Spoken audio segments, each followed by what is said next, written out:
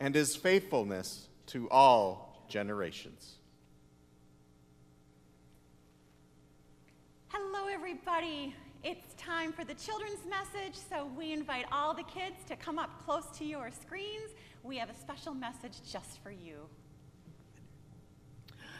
Good morning, Don. How are you? Oh, Pastor Kristen, I'm good. It's so good to see you.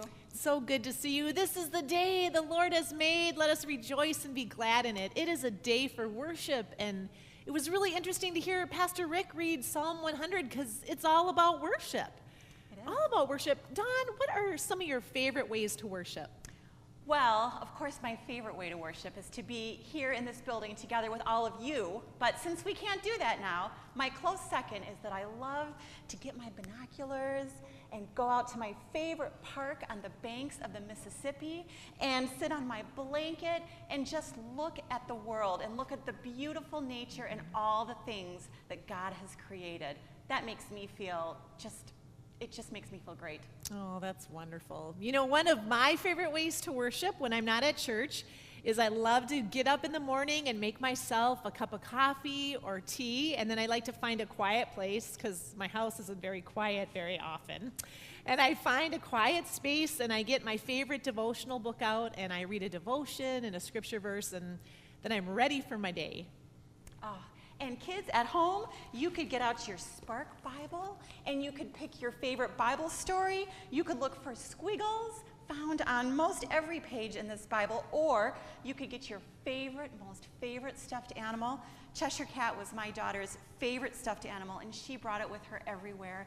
And I think about you church school kids, how sometimes you like to bring your stuffed animals with you to church school worship.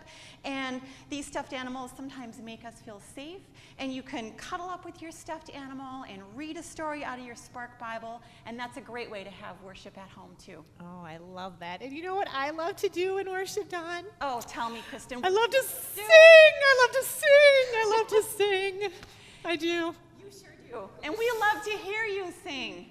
Oh, you know what? Speaking of the Spark Bible, isn't there a story that we're learning about? There is. Today's story, Pastor Tyler is going to preach a little bit about ascension. And if you open your Spark Bibles, that's on page 498. So you can follow along or read about the story later on in the day.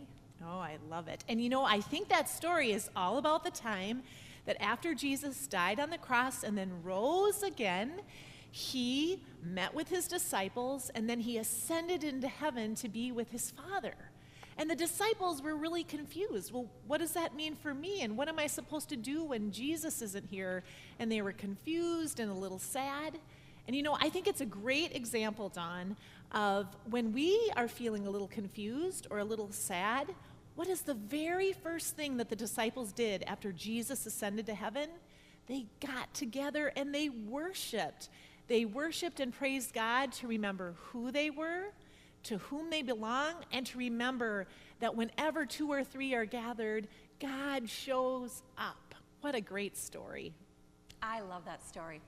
Pastor Kristen, should we have a prayer? I think we should have a prayer. Okay, kids at home, why don't you repeat after me? Dear God, Dear God, thank you for loving us so much.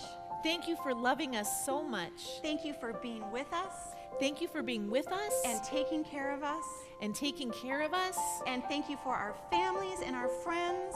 And thank you for our family and our friends.